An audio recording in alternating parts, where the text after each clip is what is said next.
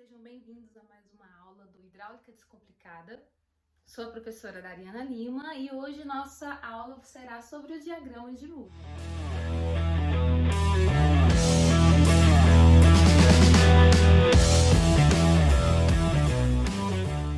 Antes de efetivamente começarmos a discutir sobre o diagrama de Moody, eu preciso contar a historinha por trás disso aí.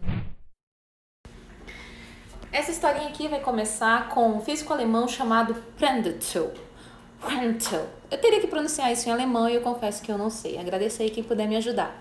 Bom, ele é conhecido por introduzir o conceito de camada limite, teoria do comprimento de mistura, o que levou à lei de distribuição universal da velocidade, né? Essa equação ficou pouco utilizada devido a essa constante C, né? Ela teria que ter uma contribuição posterior que veio, né, depois da pesquisa dos estudos de Nikuradze.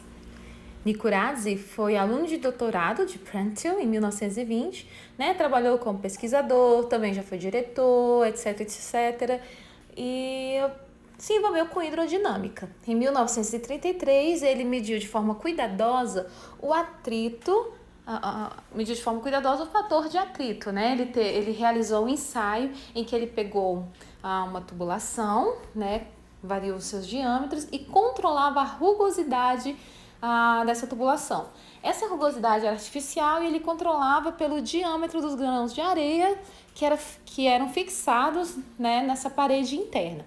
Então ele variava o diâmetro, a velocidade e essa rugosidade, né? Com essas informações, né, com esses ensaios, ele chegou à famosa harpa de Nikuradze.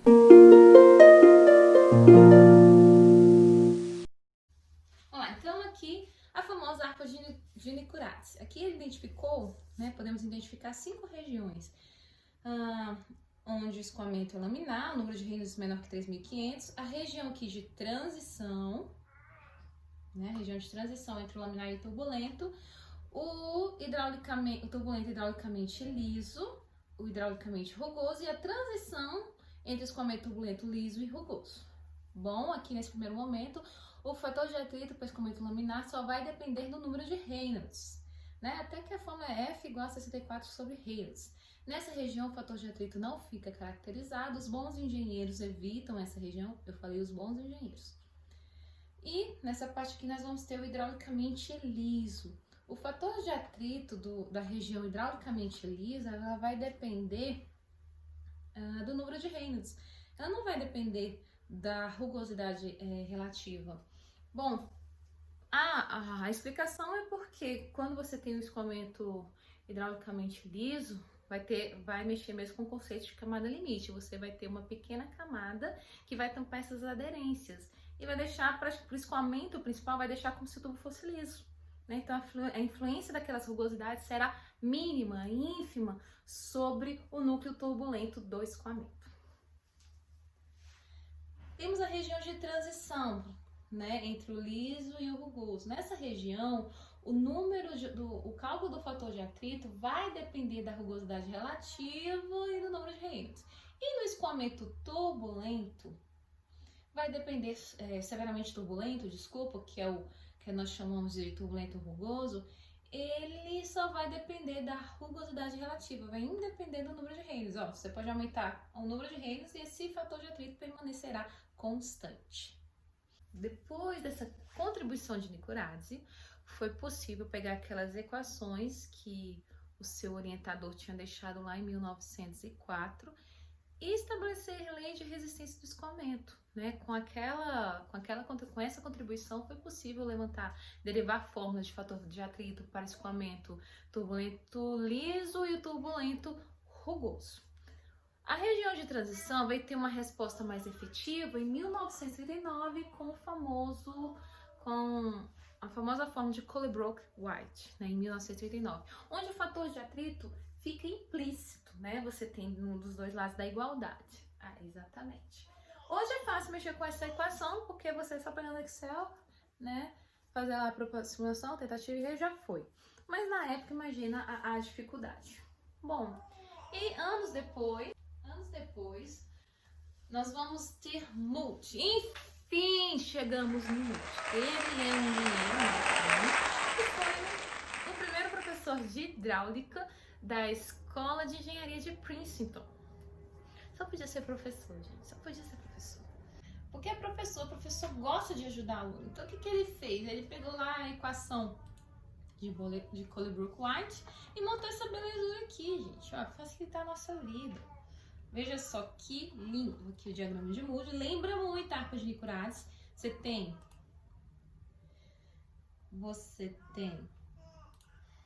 o número de Reynolds aqui e o fator de atrito. Cada curvinha dessa corresponde a uma rugosidade relativa. Mas o que é a rugosidade relativa? Você tem o tamanho das paredes da tubulação dividido pelo diâmetro da tubulação. Né? Quando o Licurades fez isso, a rugosidade absoluta era o próprio diâmetro dos grãos de areia. Agora aqui vai ser um dado inerente que o fabricante vai ter que te fornecer, ok? Então a rugosidade relativa é isso. Olha os valores como são pequenos. Aqui a gente consegue identificar as mesmas regiões. Olha, para escoamento laminar, escoamento de transição, escoamento turbulento liso. Né? Olha o tamanhozinho dessa rugosidade relativa. E após essa curvinha aqui, ó, esse limite aqui, nós temos o hidraulicamente rugoso, conhecido também como severamente turbulento, turbulência completa, no qual o fator de atrito só vai depender da rugosidade relativa. Enquanto de transição entre o laminar e o turbulento, enquanto de transição entre o turbulento liso e o turbulento rugoso, essa regiãozinha aqui, o fator de atrito será caracterizado, vai depender da rugosidade relativa e do número de Reynolds. Para calcular o fator de atrito através do diagrama de Moody, você vai precisar calcular dois parâmetros. Um deles é a rugosidade relativa, epsilon sobre D, e o número de Reynolds. Eu particularmente prefiro essa fórmula. Velocidade vezes diâmetro sobre a viscosidade cinemática. Com a rugosidade relativa e o número de Reynolds, você pode vir aqui na curva e descobrir qual é o fator de atrito correspondente, ok? Outra coisa, o diagrama de Moody pode ser utilizado para você corrigir seu exercício, né? Porque não necessariamente você vai ter que calcular o fator de atrito por diagrama de Moody. Geralmente, os professores exigem que você utilize alguma equação, né? Então, você tem que saber qual equação utilizar. Se é para tubos lisos, tubos rugosos ou um escoamento turbulento de transição. Então, existe um conjunto de fórmulas para cada tipo de escoamento. Você tem um conjunto de fórmulas para o laminar, conjunto de fórmulas para o turbulento liso, para o turbulento rugoso e turbulento de transição. Então, você tem que saber o tipo de escoamento. Geralmente, se apela para o diagrama de Moody quando o enunciado da questão não traz para você a diferença de pressão. Porque se você tiver a diferença de pressão, a queda de pressão, a perda de carga, você consegue, com essas informações, determinar a tensão tangencial, porque a tensão é peso específico, raio hidráulico vezes a perda de carga unitária. Se você tiver essa informação aqui, como calcular essa informação, você consegue determinar qual tipo de escoamento turbulento ele é. Só que eu não vou falar aqui agora, não vou dar spoiler, vai ter uma aulinha sobre isso. Então, se você não tem informação de queda de pressão, você não tem a perda de carga unitária, você não vai ter a tensão de cisalhamento e não dá para resolver por aí. Então, você utiliza o diagrama de Moody, ele vai nos ajudar nesse aspecto. Então, vamos lá, vamos para um exercício. Em um ensaio laboratorial, deseja-se determinar os parâmetros da tubulação de PVC com um diâmetro de 1 polegada. A uma dada vazão média determinada pelo método volumétrico de 1 litro por segundo. Ele quer o tipo de escoamento e o fator de atrito. Falta um ponto final aí. Gravidade 9,81, por favor, vamos parar de usar o 10 metros por segundo quadrado, a gente agradece, tá bom? A rugosidade de 0,0026 milímetros, muito pequeno. E a viscosidade cinemática da água a 20 graus Celsius, que é 10 a menos 6 metros quadrados. Vocês desenhem primeiro, né, seu exercício. Você tem uma tubulação, como ele não fala de queda desculpa, não fala de desnível, então a tubulação está na horizontal. Aqui ele não deu diferença de pressão, não temos diferença de pressão, e só deu uma vazão, o diâmetro, o material, o que mais? Esses dados gerais aí, apenas. Então, como que a gente determina um fator de atrito se ele não deu quase nada? Nós vamos determinar utilizando o diagrama de Moody. Para usar o diagrama de Moody, nós precisamos conhecer qual tipo de escoamento e precisamos da rugosidade relativa, né? Vamos lá, rugosidade relativa. Você vai dividir a rugosidade absoluta, pelo diâmetro.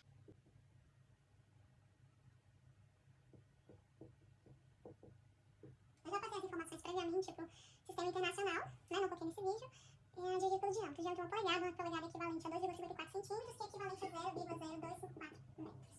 Aqui vai calcular a rugosidade relativa. Bom, para calcular o número de Reynolds, nós temos o diâmetro, nós temos a viscosidade e vai faltar a velocidade, que nós vamos calcular utilizando a equação da continuidade. A equação da continuidade é vazão igual... Velocidade vezes ar. Velocidade será então vazão dividido ar. Velocidade, a vazão em metros cúbicos. Dividido pela área. Particularmente, eu prefiro usar essa forma. Πd ao quadrado sobre 4. Substituindo essas informações, nós vamos ter que a velocidade é 1,973 metros por segundo. E aí, com essa informação, a gente joga aqui no número de Reynolds. 1,973 vezes o diâmetro, 0,0254, dividido pela velocidade cinemática, que é 10 vezes. Essa continha aqui, vamos chegar aqui. Vamos deixar essas duas informações. Rugosidade relativa, valor, Reynolds, valor. O Reynolds vai dar 50.127,5. Coloquei 0,5 aqui só para preciosismo. E a rugosidade relativa vai dar 1 vezes 10 a menos 4. Ou vou deixar assim para dar um impacto mesmo. 1, 2, 3. Isso aqui. Adimensional, os dois são adimensionais. Agora vamos lá para o diagrama de Moody. Vamos lá para o diagrama de Moody. O número, já deixei aqui pronto, né? O número aqui de 50.000, o número de Reynolds de 50.000. E a rugosidade relativa de 0,001. É essa curva aqui, ó. Chegamos no ponto-chave. Esse valor aqui vai ser correspondente ao fator de atrito de 0,021. Pronto, encontramos o fator de atrito. O fator de atrito é igual a 0,021. Bom, com a licença dos senhores, aqui o escoamento é turbulento, hidraulicamente liso. A fórmula de Blausius tem uma boa predição nesse intervalo. Então, eu utilizei a fórmula de Blausius para calcular e também cheguei que o fator de atrito é 0,021. Então, coincidiu, tudo tranquilo. Como é que eu sei que é hidraulicamente liso? Porque está aqui, porque está nessa região aqui, ó. Tá vendo?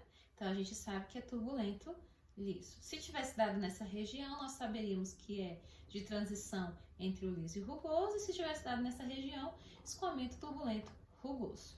Então, a gente encontrou o fator de atrito só usando o diagrama de Moody e de quebra temos o tipo de escoamento. Se fosse solicitado na sua prova, na sua questão, essa seria a resposta. O que ele pede mais? Ele pede a perda de carga unitária. Né? Lembrando que ele não deu a queda de pressão, não deu ΔH. Vou apagar isso aqui. Calcularmos a perda de carga unitária, a definição de perda de carga unitária é J igual a ΔH sobre R. Só que ele não deu P1 e P2, então não podemos determinar o ΔH pela equação da energia. Não podemos. Então, qual é a forma que vamos resolver isso daqui? Nós temos a fórmula universal da perda de carga, a famosa fórmula de Darcy-Weisbach. Ela diz... Seguinte, fator de atrito, vezes L, vezes V ao quadrado sobre 2DG. Ok? Nós temos o fator de atrito, foi encontrado, nós temos a velocidade, o diâmetro e a gravidade. Só que a gente não tem o ΔH e não temos o comprimento. E nem vamos precisar usar. Porque se a gente passar esse L que está multiplicando e passarmos dividindo, ΔH... Dividido por L igual FV ao quadrado sobre 2DG. Então, isso daqui já é o nosso J, já é a nossa perda de carga unitária. J é o fator de atrito, 0,021. Vezes a velocidade ao quadrado, a velocidade deu, desculpa, 1,973, dividido por 2 vezes o diâmetro, vezes a gravidade. A perda de carga unitária vai dar 0,165. 0,165 metros de coluna d'água por metro linear de tubulação. E a gente deixa metro por metro, vai dar isso daqui. E a pessoa pode pedir mais informação, poderia falar qual vai ser a queda de pressão em 15 metros de tubo. Eu só ia pegar esse J aqui, 0,165 e multiplicar por esse comprimento. Ah, você falasse, qual é a perda de carga em 25 metros de tubulação? Ia pegar esse valor aqui, 0,165, e multiplicar por esses 25. Ia dar aqui 4,12 metros de coluna d'água. Ok? Uma predição. Entenderam? Bom, é isso daí. Lembrando que a gente vai ter outras aulas para explicar melhor a origem das outras formas de fator de atrito e agradeço aí a vocês.